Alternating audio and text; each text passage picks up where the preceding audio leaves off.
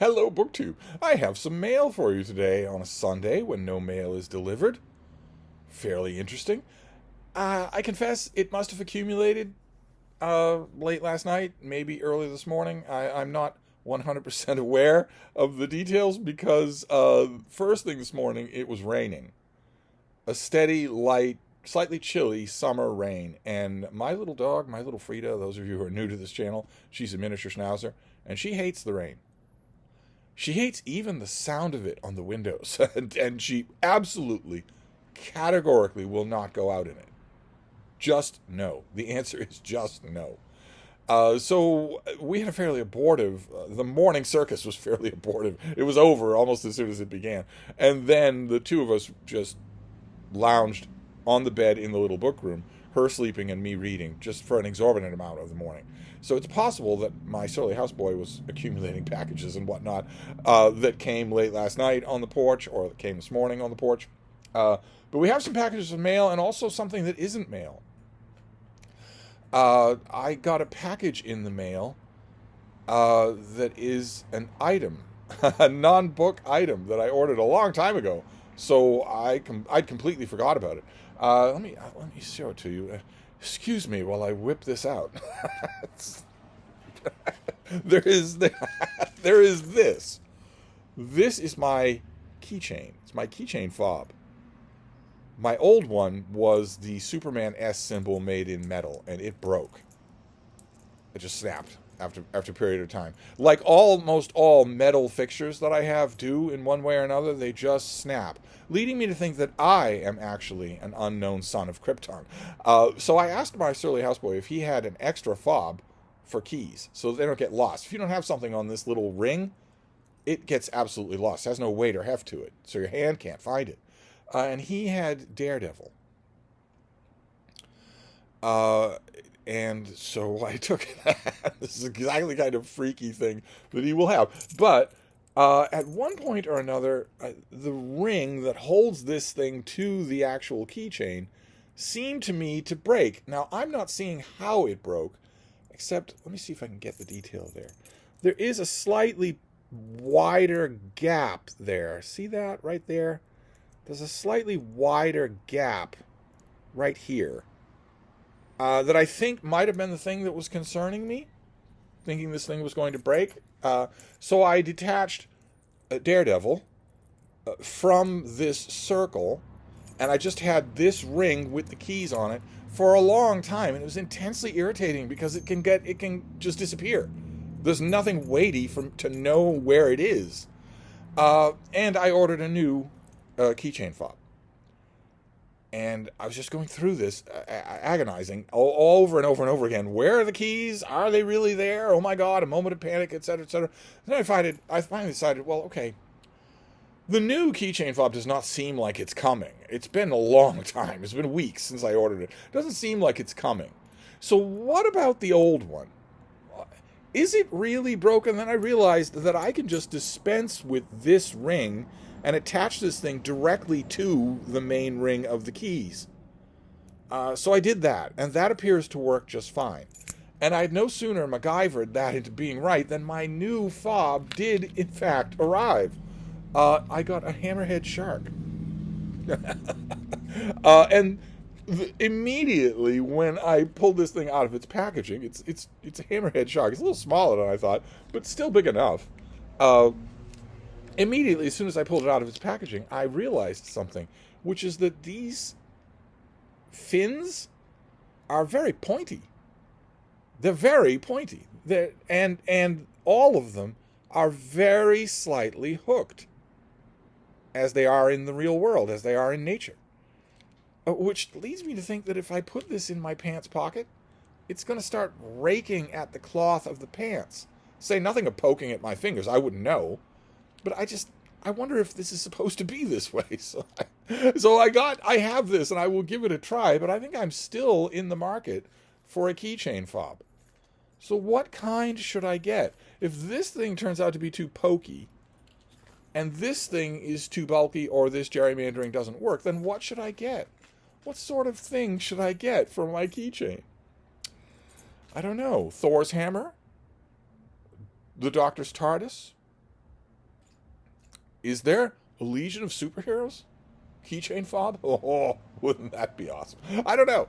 I will see. But you're involved in this drama because that's what this is. I know we say BookTube, but this is a drama channel. You're just involved in the petty trivialities of my quotidian existence.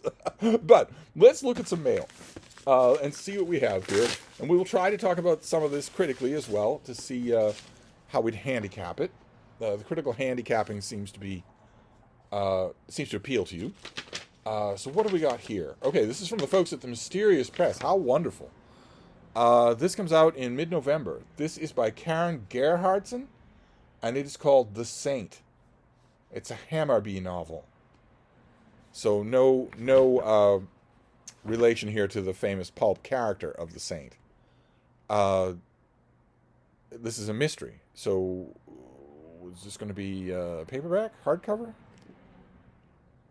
Paperback. Okay, yeah, this is going to come out as an $18 paperback in mid-November. Local soccer coach Sven Gunnar Erlitzson, is this Scandinoir? This must be Scandinoir, is known as a saint in his community. So when his body is found in Stockholm's beautiful Herring Forest, shot at close range in the back of the neck while walking home from a late-night poker game, the police struggle to find a motive. Nothing has been taken from his pockets except his cell phone, and the only other clues left behind are a cryptic handwritten note and a handful of playing cards. Well, I'm thinking that his poker party is probably the suspect number one. But I don't know this series. It says the best-selling author of Black Ice. Did we get Black Ice on this channel? I love this cover. But did we get Black Ice on this channel? What kind of a quirky detective do we have here? Let's find out. That'll be the next chapter, I'm sure. The Hammarby murder squad takes the case, splitting up the leads between their eclectic mix of officers. Oh, is this a team thing like Ed McBain? Each member of the team pursues a different line of investigation, and as they interview Erlandsson's friends and family, they discover a disturbing web of secrets, including a possible link to the cases of 2 missing girls. Could Erlandsson have been less of a saint than everyone thinks? Well, typically yes, that is the case. But that always strikes me as a little odd. And it doesn't happen in the 87th Precinct novels, that the whole squad will investigate one murder.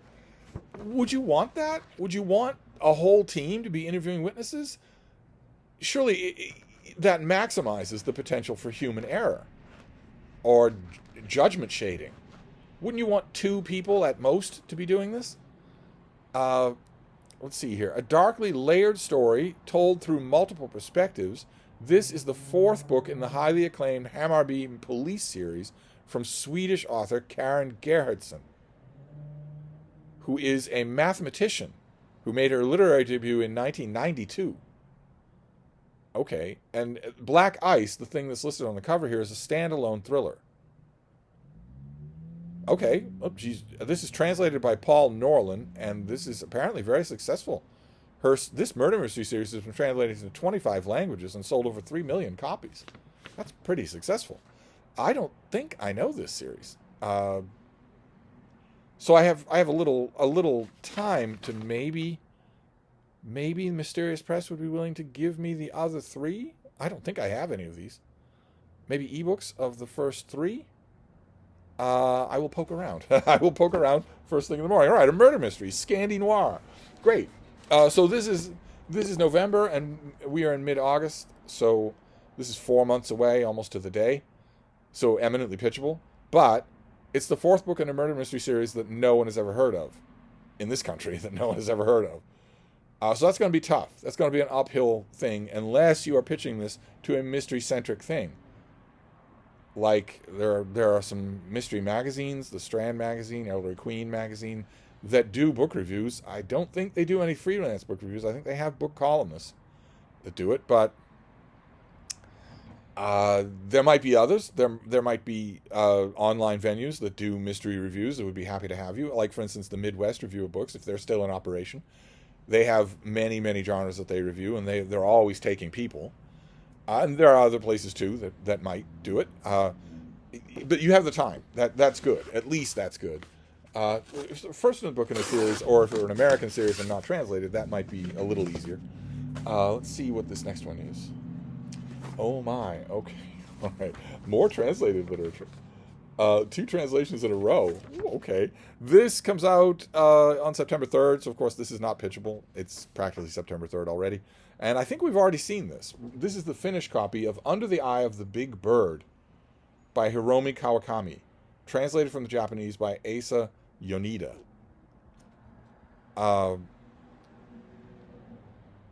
In the distant future, humans are on the verge of extinction and have settled into small tribes across the planet under the observation and care of mothers, with a capital M, so a class of people.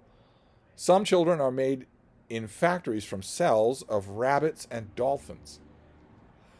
Some live by getting nutrients from water and light like plants. The survival of the race depends on the interbreeding of these and other alien beings, but it is far from certain that the connection, love, reproduction, and evolution will persist among the inhabitants of this faltering new world. Unfolding over 14 interconnected episodes spanning geological eons, at once technical and pastoral, mournful and utopic, this book presents an astonishing vision of the end of our species as we know it. Okay. All right. Okay. Well,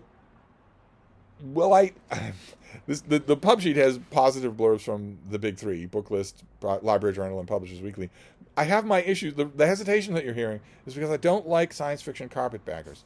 I never have, and I never will. I didn't like them when Kurt Vonnegut was doing it. I didn't like them when Margaret Atwood did it. I don't like science fiction carpetbaggers. Science fiction is about you extrapolating from present-day science what might be possible. Gene splicing dolphins into humans or photosynthetic humans is not even remotely possible. That is just whimsy. And I don't have anything against whimsy.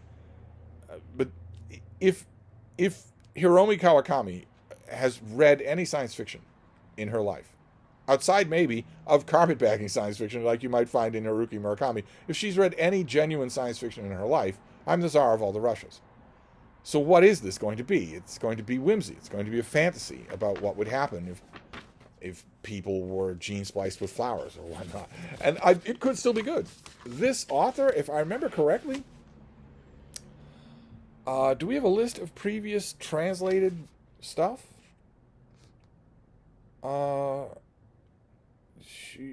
She was born in 1958. First novel was published in 1994. She won the Kitagawa Prize. She won the Tanizaki Prize. Became an international bestseller. Okay, this thing is giving me almost nothing in the way of English language translated novels, which is what I'm going to want to know, right? Because I'm going to want to know if I've read her before. I feel certain that I have, and I feel certain that it's been Japanese zombie fiction. That's what it's felt like. Zombie. There's a trend of Japanese contemporary fiction that we get in translation in English. I have no idea if it's representative of the literary scene in Japan, but the stuff that tends to get translated is it's uncooked soy, not in the manosphere sense of the word, but just an utterly tasteless, textureless, featureless blob of stuff. That Japanese zombie fiction just stands there and sways a little. It doesn't have any plot. It doesn't have any characters. It certainly doesn't have any energy. I'm trying to think of the author that most typifies it for me. We've seen him many times on this channel. He wrote Gun. He wrote a book called The Gun. His books are dead. They're absolutely dead. And I would ordinarily blame that on the translator, but this is different translators for different authors over different decades. So I can't help but think it's something in the literary air. So Strange Weather in Tokyo, I remember that. A parade. People from my neighborhood. Well, I'll give this a try, certainly. In fact, I can give it a try soon. Not tonight, but soon. To see if maybe it will break through for me. And then we have a big boat package. Now that you've got your requisite incredibly obnoxious background neighborhood noise, it occurred to me this morning that I have scarcely made a video in a week that hasn't had that, leading a lot of you to think that I must live in I don't know, a 1950s New York ghetto of some kind or other. It's not true. It's just when I turn on the camera. It's not true. But and it's also, this weekend has been really rowdy, and I don't know why. Everybody will settle back to normal tomorrow. Tomorrow, in fact, the noise, the omnipresent background noise will go back to what it usually is, which is nonstop fake sirens. There have been almost none of those this weekend. Instead, it's been rice choppers, like the one we heard, where the owner of the bike spends $1,000 of extra money specifically to make it louder. Even if that's hurting it, the mechanic will tell them this is hurting your bike. They don't care. Make it as loud as possible. When I drive down a street, I want windows to shatter. It's been mostly that. Anyway, all right. Here we have another finished copy. Okay.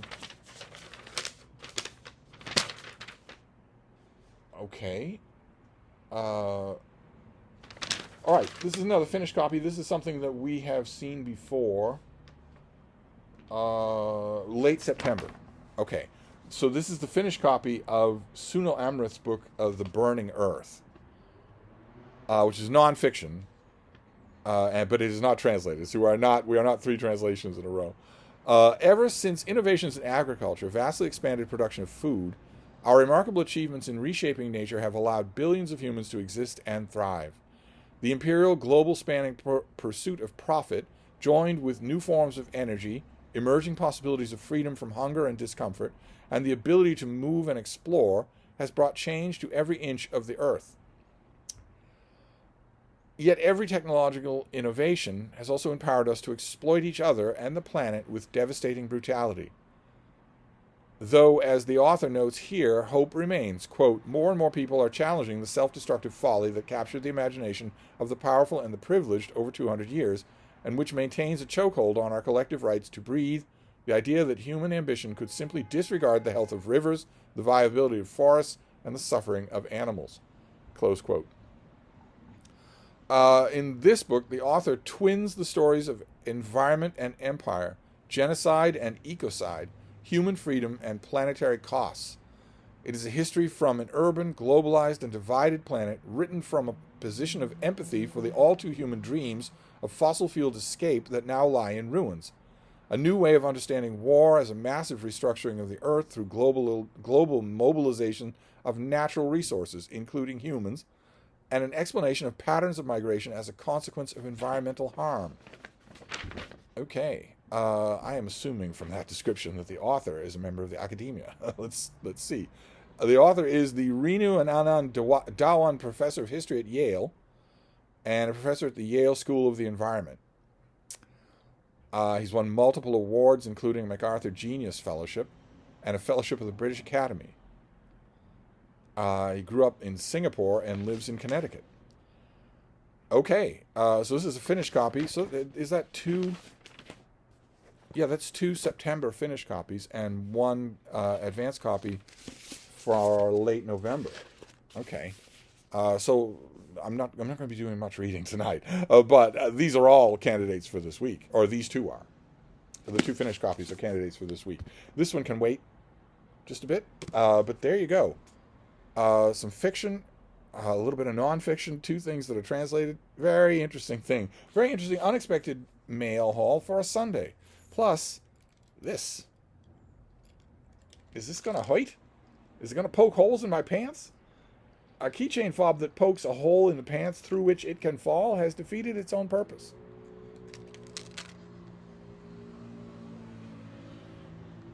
So I don't really know what to do with this. Of course, I think a hammerhead shark is cool, but I think I might be in the market for another one of these things. Not this, and not this. So what should I get? Do you have one that you could send me? Anything you have that's interesting that you could send me? Feel free to send pictures. And as with your pictures of keychain fobs, as with your pictures of your old tech, as with your pictures of family watching me on the plasma screen TV, as with your pictures of your garden, so too with everything, make sure that you include pictures of your dogs. Okay? Make sure that you send me your baby pictures. That would be nice. But anyway, mail on a Sunday. How do you like that? So I'm going to wrap this up for now, but I'll be back. Thank you, BookTube.